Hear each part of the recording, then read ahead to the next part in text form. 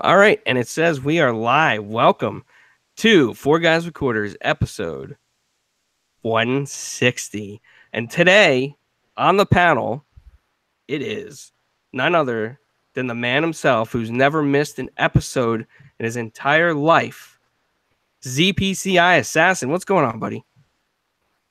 You guys are slacking. Come on. Where's your 160 episodes? We'll have to look into that. I'm slacking. We'll look into that, Assassin, for you. Go. Don't worry. We'll get you like a band or a bracelet or something. 160 representation. You guys have to hit 160. Come on. You can't be the only one here. Well, that's true. You got a good point. We've all missed shows, except for you. Yeah. The internet got like knocked out. Speaking of slackers, we have Zebra Fives, who is definitely not a slacker.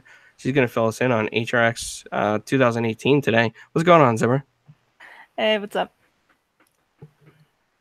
And, of course, it's me, Clowns, trying to host while I'm sick and getting over the flu, while Inferno is on somewhere else. So we're all here tonight, and the topics that we're going to discuss is HRX 2018 by Hi-Rez, Nintendo Direct as another topic, some colorblind options. Assassin has a lot to say about that. And then we'll fill in some other stuff. So, Taylor, go ahead and take it away and tell us all about this HRX 2018. Okay. So first thing I want to go in with HRX is Smite World Championships, as that's the main attraction for it. So this year was the 4th season, so it's 4th championships. It's the first time that a North American team has won since the 1st season. Last 2 years have been Europe. And it was kind of like a running joke because one of the contestants in the first year, after beating out a UK or a Europe team, he stood up and screamed, "EU sucks." And then after that year, like, NA could not even make it to the finals. They just kept getting beat up so bad. And so this year, the same guy who put the curse on NA actually won Worlds. So that was pretty cool for that curse to kind of be broken, so to speak. Well, that's certainly a good thing. Because, I mean, in all honesty, Taylor, you have to agree with me on this, is that Smite and Hi-Rez, they've definitely made a name for themselves. Mm-hmm. Absolutely. And especially with the company being based out in Atlanta, Georgia, it's nice to have an NA team win since most of the audience is North America. Most of live audience at the convention. So people just go nuts in the crowd, and it's awesome. And then, Paladins. Want to go more Smite? I'm sorry, Taylor. I was going to ask you real quick. You mentioned that most of the crowd for Hi-Rez is North American, like a North American audience. Is that a huge difference between like Dota and League of Legends? Well, no. A lot of the audience, like throughout I'm talking mostly at the convention itself, like within the walls, because it is based in North America. So a lot of the fans aren't going to fly from like the UK or Germany out to Atlanta for a convention. So like 90% of the people I met last year when I was there were from the United States. Will you be going again this year? Next year, yeah. In 2019, I will be going. Because I purposely refused to go on a Christmas vacation so I could go to this. That is definitely some dedication. And I think, a lot of the Hi-Rez fans are like that too. They have that dedication. It seems like a big family, to be honest with you, from the pictures that you showed us and the people that you talked to there. It just seems like a really fun time. Yeah, it's a ton of fun. Honestly, even if you're not like the biggest fan of Smite, or you don't really, or if you like Smite or Paladins, but you don't really follow the competitive scene, which I really didn't last year when I went, it was still a ton of fun to go and watch the games live, and everybody else around you is getting really hyped up, and then you get hyped up, and then people around you get more hyped up, and it's just insane. It's one of the best conventions that I've ever been to, honestly. And I know. Everyone I'm sorry Go again, ahead. Taylor. I don't mean to No, no. cut you off. I was just No, gonna transition real quick because I know that the last time before I cut you off, you mentioned something about paladins.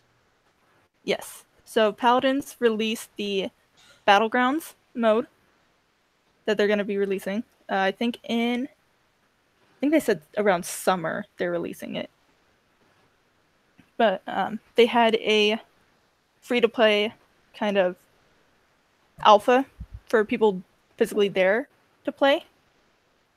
And so I didn't get to see a whole lot of that. I did see some of the Smite players, the pro players playing that in between setting up for, or in between the finals for Paladins and the starting of finals for Smite. So there were a couple Smite teams that decided to hop on and play, which is kind of funny to watch them play a different game that they don't really play that much because they have to be on all year to play Smite.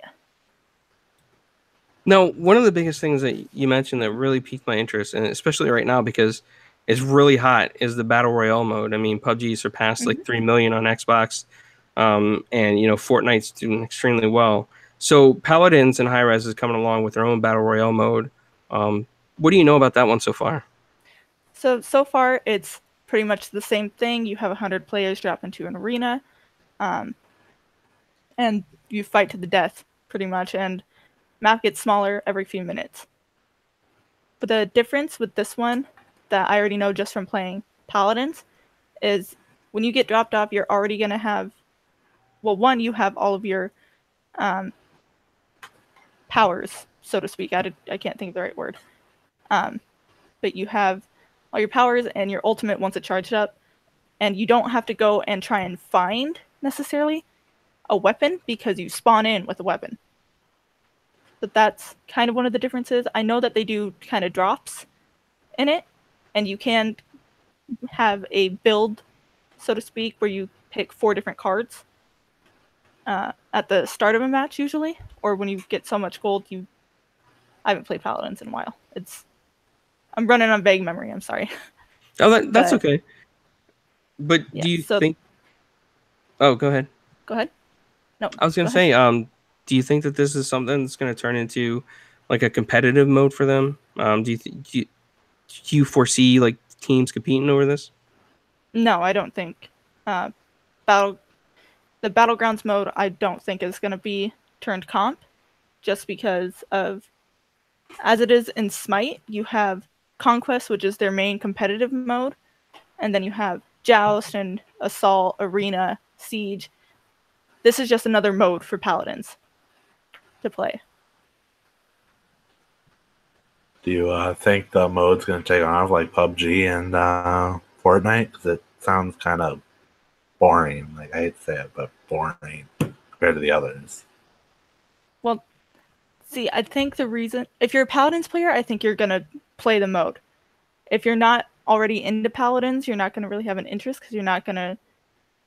There's a lot of stuff behind Paladins where you kind of have to already know how to play. Whereas with. Let me try and explain this, because with Paladins, you have a character who has abilities, and then you also have cards that you can use to create sort of a build for them in the pre-menu. So you can make this ability give you extra healing, or you can make this ability hide you longer so people can't see you on the map. So I think that is what's going to kind of set it apart from everything else, is just because of the basic mechanics of the game that's already there. Mm-hmm.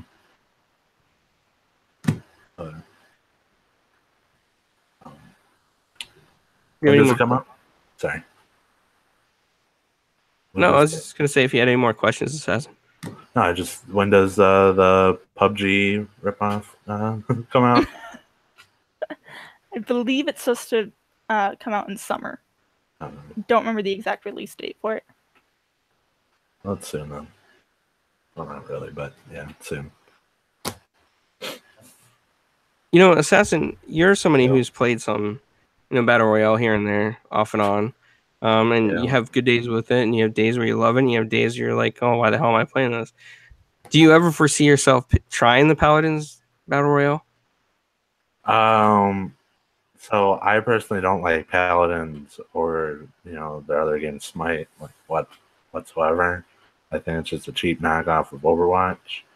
I'll probably give it a try like I did Fortnite, but I hate to say it, I don't see Paladins Battle Royale mode taking off whatsoever. Yeah, I kind of have to agree with you. I think that Paladins is not as popular as some of the other stuff out there right now. However, with the Smite players, it will pick up a niche kind of group that will play it. If High Res was to do something very creative in their Battle Royale or find something that works and adds it in, I think that it has the potential to take off, but it's going to take some creative work to do it. And since it's like a hero type thing, I mean, are they going to have 100 different heroes or 100 of the same type, I believe what it is, they don't have 100 heroes total in the game anyway. So I believe what it is, you pick what hero you want to play, and I think there can only be so many of one hero in one game. Again, not 100%. That's speculation on my part. Yep. That's a very good point that you bring up, though, Taylor. Because, I mean, if everybody, some heroes are really popular, and everybody's going to try to be that one really popular hero, and then can you kill your own squad, or is it going to be every man for himself? Is it going to be team ups? That's all kind of good questions that tie in. I believe for the most part it is team ups, but I think that you can drop in as a single player. I think you can do both, but at least when I saw it played on stage, they were doing team ups. Very interesting. I'll have to keep my eye on this.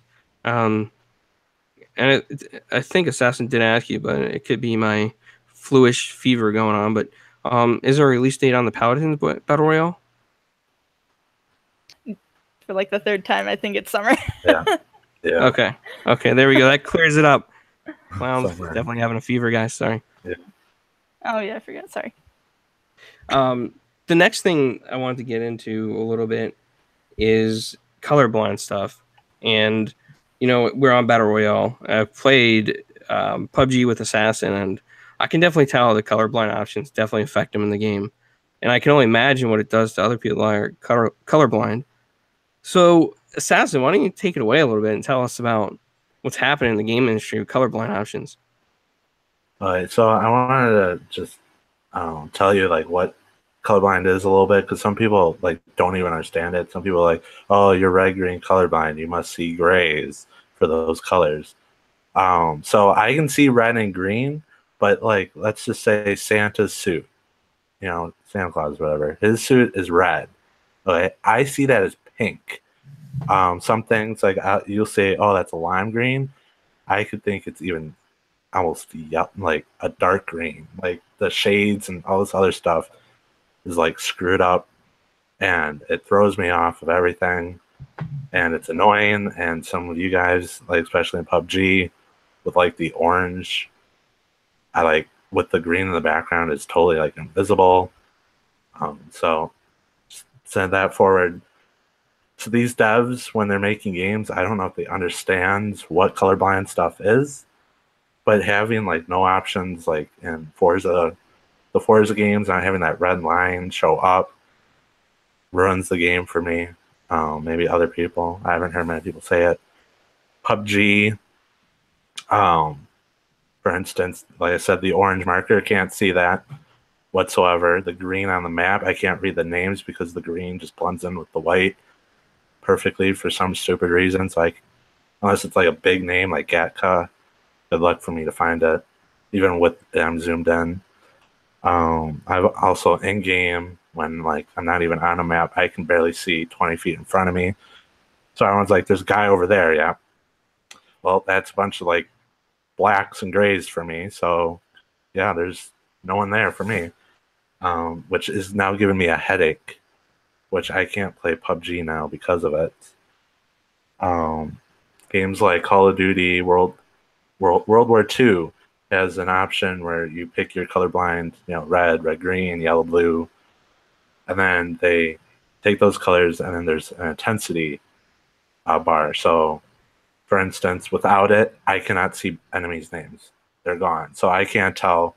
The same thing with teammates. So I could be shooting teammates. I could be one of those people who runs around trying to shoot a teammate and gets everyone killed because of that. So when I had the red-green thing on at 0, no difference.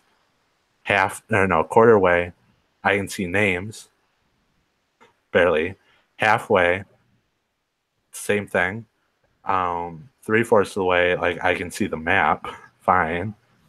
And all the way, everything is washed out. Like the whole game looks disgusting. It looks like some kid went up to a wet painting and just dumped water and smeared it all over the place. It looks absolutely disgusting. And even with it all the way up, I can barely see score streak markers. So, like, if you have a fighter pilot, an enemy's name is going to be in a circle. It's a red circle. It's disappearing. Nothing there whatsoever. So I'm sitting there, with the fighter pilot. Can't do anything. Games like Star Wars Battlefront 1, 2, or the Battlefield games, where they have colorblind options that if you pick red, green, it'll turn everything to, like, the enemies will be, like, a yellow. Your teammates will be, I think, still blue. And some things, like the objectives, will be pink. Like, I'm sorry, but I'm not going to play, like, a rated M game with pink objectives. Like, that just throws me off. I'd rather not see the objective whatsoever, which tends to happen in Battlefront 1. What other games? Like I said, Ubisoft doesn't do any of these options, which I don't understand. Microsoft doesn't do any of these options. Now Xbox says this is a really hard thing for devs. Easy fix. I know Battlefield does this somewhat. Give us settings for objectives to change our own color. Because I'm not gonna go into, like, Destiny 2, flip a thing where greens turn to brown. Like, I'm gonna see little circle, like, poops on the ground because that's what it literally will look like. Brown turds left by enemies. Like, I don't want to see that. So just give me an option where I can turn those to black or white, or, have the AT-ATs in Battlefront 1 be, orange, or a very, like, a gold, or, just this assortment of colors that I can see. Like, I don't want some guy who doesn't understand colorblind options to give me a bright red when I still can't see that, or, a dark green. Like, that doesn't help anyone here. That's all I have to say, I think, for now. The one thing I wanted to ask you, Assassin, is on, especially since we played PUBG, before the latest patch, it seems like now that the newest patch, you get the most headaches from that. Has anything changed with the colorblind causing the headaches, or is it just the darkness in general? The game wasn't, like, the brightest thing ever. You're not, like, looking at the sun. So, I mean, it was dark before it, but this one, it's like you turn on the, like before it was like you turn on light in the middle of the dark. And then this one, it's like, how sometimes a lamp will have, like, 3 settings, like low, medium, and then very bright. It's like they turned it down to low, like super low. So it's dark.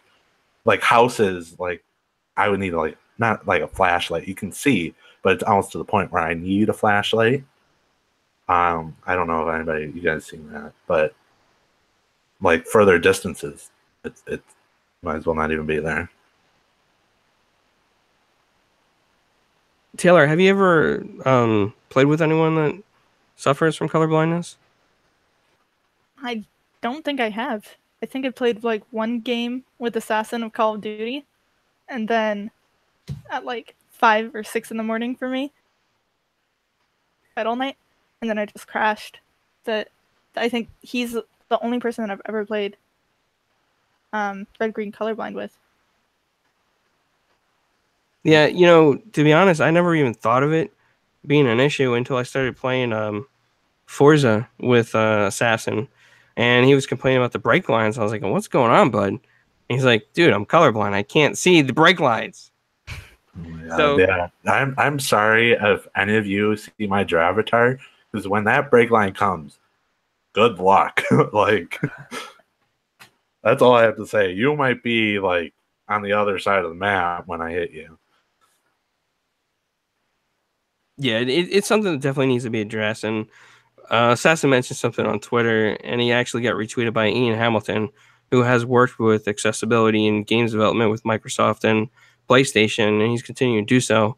And he picked up on Assassin's tweet and he retweeted it to a bunch of devs. I thought that was really cool that Assassin's making some waves out there on Twitter, and so are other people who are colorblind. I mean, it's become a really big deal. Yep. The more and more people that play Well, games, the more and more colorblind people there are going to be out there playing games. Yep. And a lot of these colors that devs will choose, like reds, are things that are very important. Like I said, kill streaks in Call of Duty. I know Rainbow Six Siege, they put an X over someone who's dead. Like, that's gone. Like, I can barely see that thing as it is. But put something I can't see over that, like, I can't tell who's dead most of the time unless, I stare at the screen. Like, either you don't put colorblind options and change the color, or you make us change the color. Like, I'll pay you to put fucking blue in Forza or something for the break line. Well, I think that, pretty much sums it up for the colorblind options. And if anybody in the chat has any questions on about colorblindness, go speak to Assassin. He's kind of like a big advocate now on Twitter, and he lets devs know about it. Another thing Assassin tweeted a long time ago was about Dark Souls 1 being remastered and playing it on this gen instead of a backwards compat title. Assassin, why don't you go ahead and take that away? How do you feel? That they're remastering a great game that's already backwards compatible. Good for them. I can't wait to play it. Other than that, I don't know what else you want me to say. Well, did you look into any rumors, any release date? What's it going to include? Oh no, I didn't look anything. I didn't. Everyone's like, "Oh my god, big rumor! Dark Souls 1 remastered is coming to consoles." Like, give me some good hard facts and an announcement, and I'll get more excited. Like, I'm more excited about the Dark Souls, 1 remaster coming out. Saying it's coming out, then someone said, "Oh yeah, Joe Schmo from Kokomo or whatever you want to say said Dark Souls 1's coming." Yeah, get hyped. Did you praise the sun?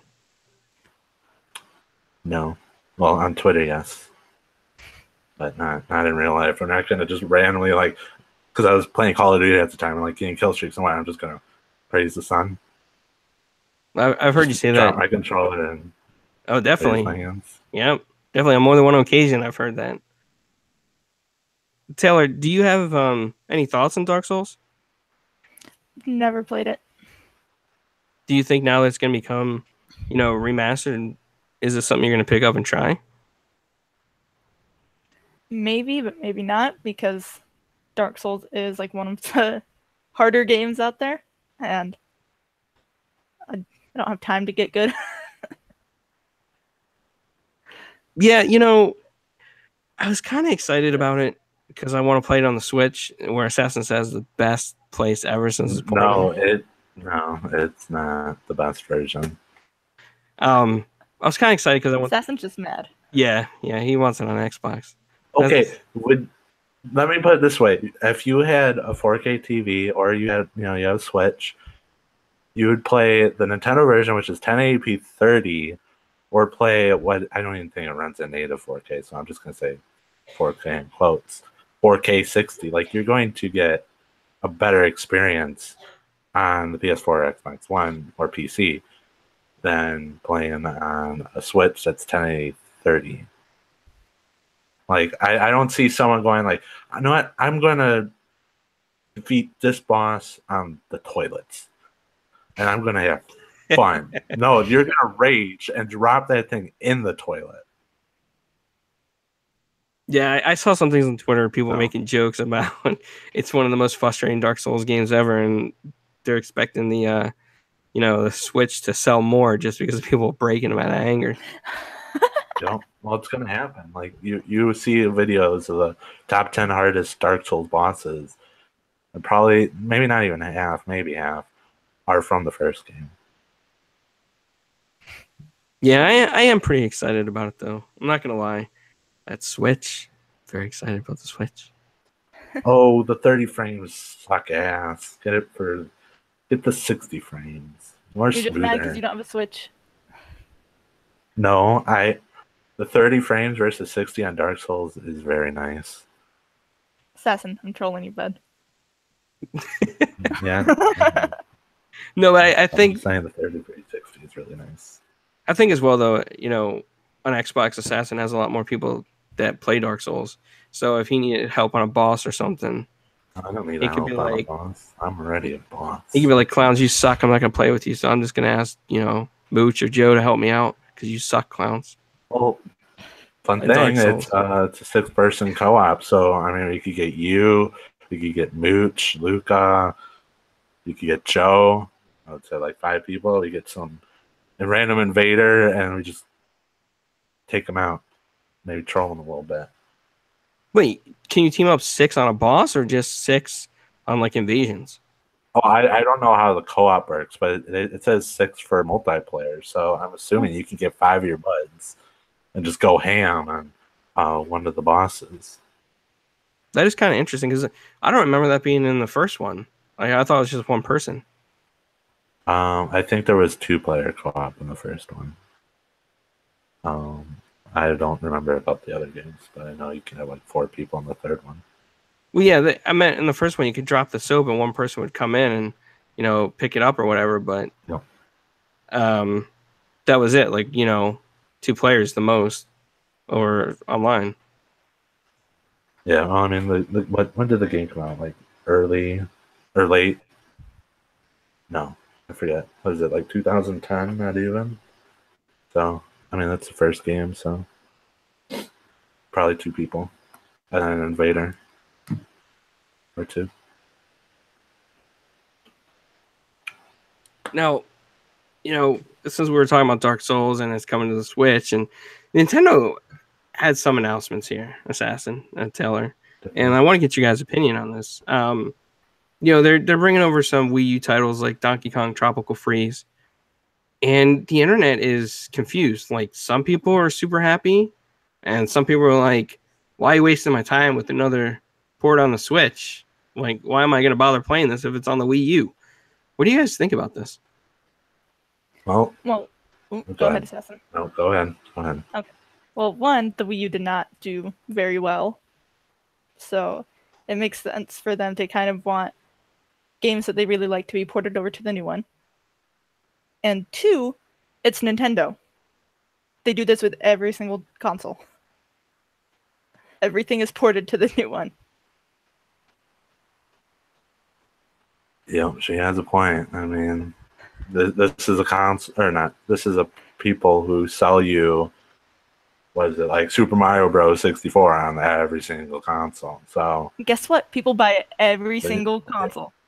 Yeah, they'll buy it and enjoy it, and Nintendo will be like the best thing ever. And in 3 years, they'll do it again. Yep, and then people will question it, and then they'll still buy it, and they'll think Nintendo's the best thing ever. Yeah, no, you guys definitely have a point. I mean, there's 2 flips of this coin because there's the one, like Taylor said, that the Wii U didn't do very well, and not a lot of Nintendo fans may have had the opportunity to play Tropical Freeze on there. But on this, on the Switch, it's really picking up momentum. Now all these fans can be like, wow, I can finally check out Tropical Freeze. It's been my dream since the Wii U, but I never had a Wii U because it sucked. But now I can play it. And here's Nintendo, they're offering it, as a port. Then you got to think about the price tag. Like, what do you think is going to happen with the price tag on this game? Oh, they're going to make it expensive because people are going to buy it. Yeah, probably it'll still be full retail. Because why not? Yeah, or what? How much does it go for now on the Wii U? I'm not sure as of right now. I think the last time I checked, it was $29 on the Wii U still to this day. And when it first came out on the Wii U, it was like $60 for the longest time. Minimum, it's probably going to, I don't think that channel will do this, but minimum $40, but it's probably going to be $60. Kind of expensive. And because it's Nintendo, they can get away with it. Yep. Nintendo is the only company that can consistently do this and get away with it and profit off it because people love Nintendo no matter how much they hate them. Yep. Say that again. It's definitely true. Because both of you brought up a great point, and I'm guilty of this. Very guilty. I have the Super NES, and I bought Mario Kart on the Super NES. Then I got the GameCube, and I bought a Mario Kart on the GameCube, and then you get the 3DS or the 2DS, whatever it was back then. You got the Mario Kart on that.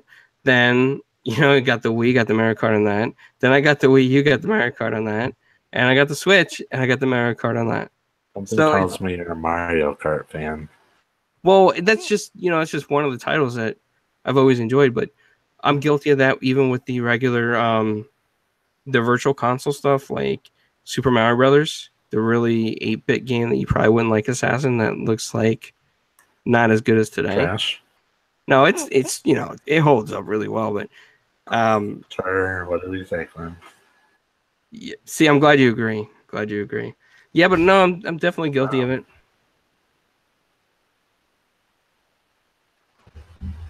And I'm just trying to look through here. There was also another. It's like a tennis game. This I didn't even pay attention to when it came out on the Wii U, but apparently there was like a tennis game.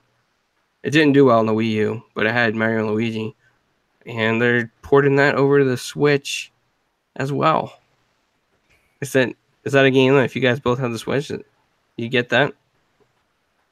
Tennis. No. So it's a no-go for you guys on tennis?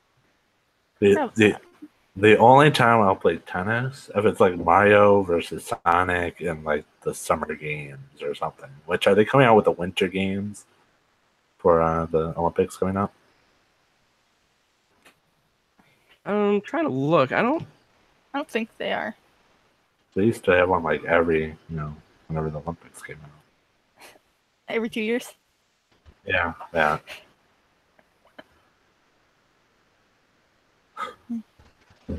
I had that game on the Wii U. I played it like once, and that was it. The controls are really weird. I didn't like it. The DS. I have that one for one of the DS. That stuff was addicting. Okay, it looks like Mario Tennis Aces, spring 2018, and it looks like it'll be the first Mario Tennis game to include a story mode, Mario Tennis Power Tour on GBA. Your mic's weird. Yeah, you sound like a robot. Can you guys hear me now? No, robot with a cold. Hello? No. Well, we can hear you, but you sound funny. Yeah, you just sound like a robot right now. Is this any better? Nope. Nope. I think we're having power surges here. So. Oh my god. Short podcast!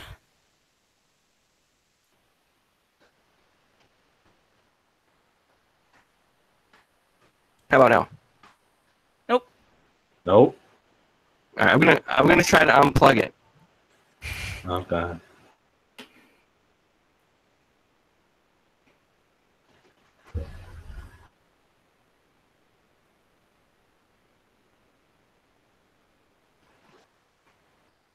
What were we talking about? Plug it back in yet? We were talking about Mario and Sonic at the Olympic Games, yes. and then we went to tennis. Yeah. So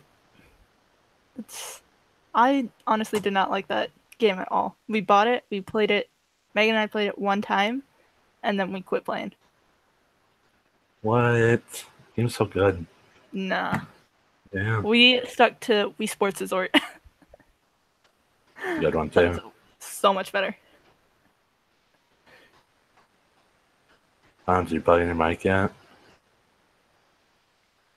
Yeah, can you guys hear me? Finally, you're normal. There we go. I hope so. Another game that's on here is Kirby Star Allies.